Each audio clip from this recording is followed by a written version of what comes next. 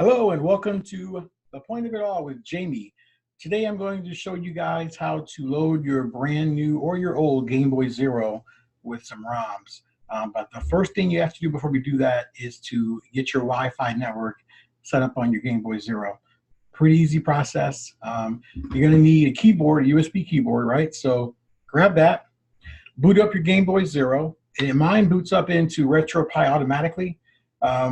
And then you're going to scroll to the left to get into the RetroPie configuration. So once you get into the configuration, scroll down to the option that says Wi-Fi. Click on that.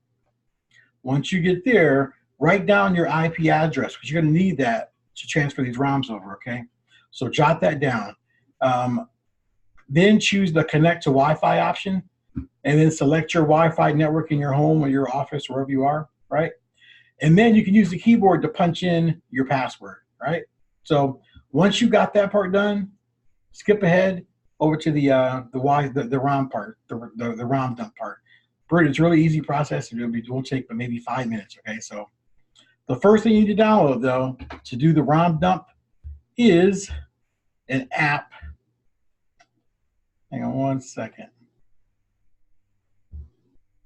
You'll need an app called WinSCP, and it's a free download. So once you download WinSCP, close this out here. Already have mine downloaded. Hit install button, let Windows install it. This program, again, is free, and it's a really light program. It's not going to take a lot of resources. At least that's been my experience. I'm running Windows 10, and I just chose all the default settings. That typical installation, nothing you have to tweak or really worry about with this. Install. All right, just about there. Then finish. And that's going to load up. There we go. WinSCP. All right, so we're assuming that your Gameboy Zero is already set up for Wi-Fi. Yeah, it's at least on your network at least. So I'm going to punch in my IP address for my Gameboy Zero to 168. So 168.1, and then 5. Port, I left port at 22. That seemed to work just fine.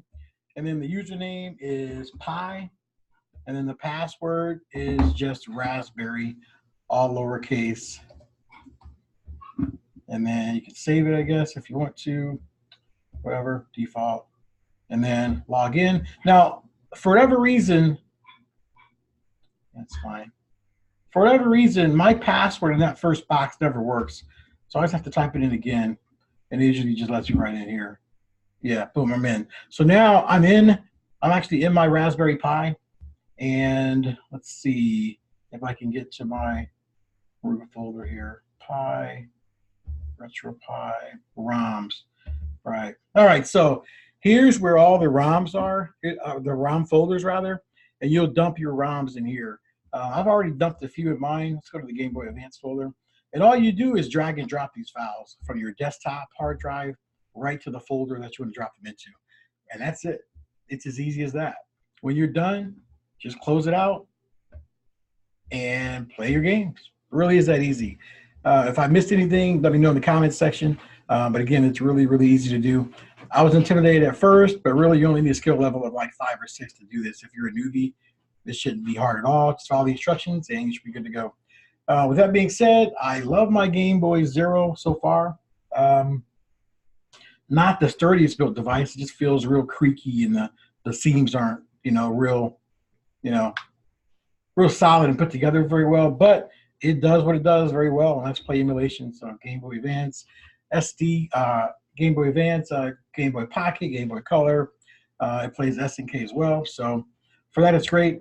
Again, hey guys, thanks for joining me. I appreciate it. If you need any more tips and tricks, let us know in the comment section. We'll try to get those up as soon as we can.